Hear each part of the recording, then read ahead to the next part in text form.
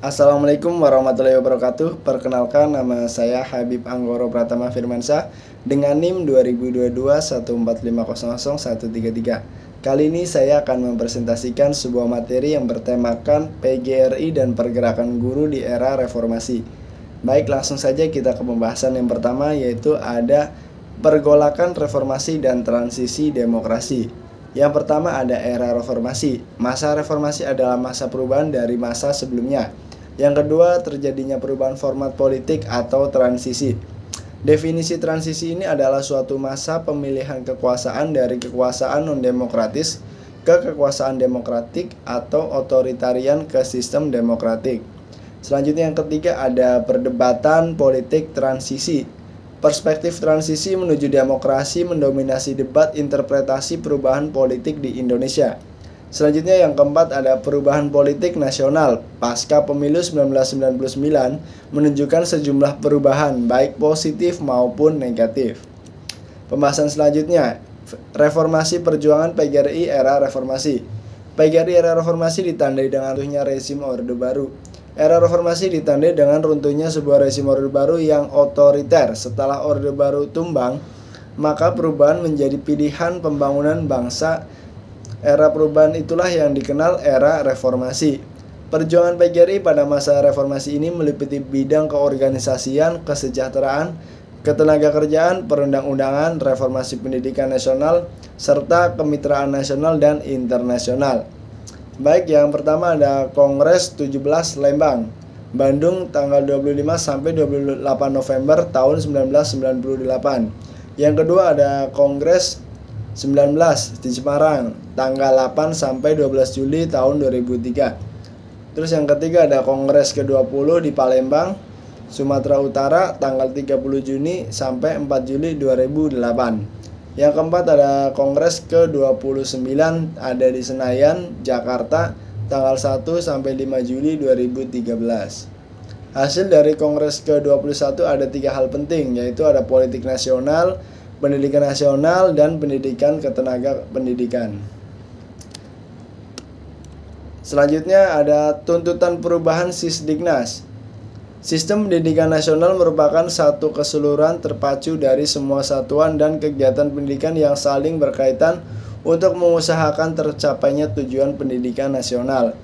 Pengertian sistem pendidikan nasional UU Sidniknas Pasal 1.6 Undang-Undang No. 20 Tahun 2003 tentang Sistem Pendidikan Nasional, Pasal 39 Undang-Undang Nomor 20 Tahun 2003 tentang Sistem Pendidikan Nasional. Selanjutnya ada tuntutan regulasi guru dan dosen. Undang-Undang Nomor 17 Tahun 2005 tentang guru dan dosen, bahwa profesi guru merupakan bidang pekerjaan khusus yang dilaksanakan berdasarkan prinsip-prinsip tertentu. Prinsip tersebut antara lain memiliki jaminan perlindungan hukum dalam melaksanakan tugas keprofesionalan. Perlindungan yang dimaksud adalah hak atas kekayaan intelektual, memperoleh rasa aman dan jaminan keselamatan dalam melaksanakan tugas, memiliki kebebasan dalam memberikan penilaian dan ikut menentukan kelulusan, penghargaan dan sanksi kepada peserta didik sesuai dengan kaidah pendidikan, kode etik guru, dan peraturan perundang-undangan. Selanjutnya ada peraturan pemerintah tentang guru. Ada di PP 19 tahun 2017 tentang perubahan atas PP 74 tahun 2008. PP 19 tahun 2017 tentang perubahan atas peraturan pemerintah 74 tahun 2008 tentang guru tetap menegaskan bahwa guru adalah pendidik profesional dengan tugas utama mendidik, mengajar, membimbing, mengarahkan, melatih, menilai, dan mengevaluasi peserta didik. Pada pendidikan anak usia dini, jalur pendidikan formal, pendidikan dasar, pendidikan menengah, ada 31 macam perubahan yang dilakukan PP ini. Perjuangan organisasi dalam dinamika pemerintah masa reformasi. Yang pertama ada Kongres ke-17 di Lembang ya, di Bandung 25 sampai 20 November 1998. Yang kedua ada Kongres ke-19 ada di Semarang tanggal 8 sampai 12 Juli tahun 2003. Yang ketiga ada Kongres 20 ada di Palembang, Sumatera Utara tanggal 30 Juni sampai 4 Juli 2008. Yang keempat ada Kongres ke-29 di Senayan, Jakarta 1 sampai 5 Juli 2013. Hasil dari Kongres ke-21 ada 3 hal penting, yaitu politik nasional, pendidikan nasional, dan pendidikan tenaga kependidikan. Selanjutnya, peran PGRI dalam otonomi daerah. Yang pertama ada peningkatan gaji dan kesejahteraan guru. Yang kedua ada alih tugas profesi dan rekrutmen guru untuk menggantikan guru atau pendidik yang dialih tugaskan ke profesi lain. Yang ketiga ada membangun sistem sertifikasi pendidik dan tenaga kependidikan serta sistem penjaminan mutu pendidikan. Yang keempat ada membangun satu standar pembinaan karir atau career development path. Yang kelima ada peningkatan kompetensi yang berkelanjutan. Selanjutnya ada conclusion.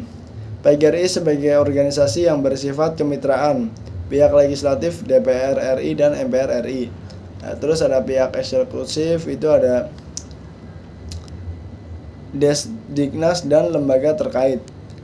PB PGRI. Yang kedua kerjasama luar negeri tingkat regional, ada ASEAN. Terus ada pertemuan guru-guru Nusantara.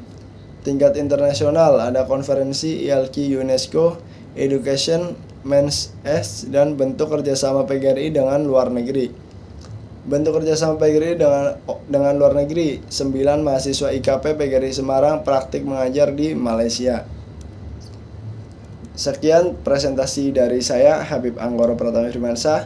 Apabila terdapat kekurangan, mohon maaf sebesar-besarnya. Terima kasih. Wassalamualaikum warahmatullahi wabarakatuh.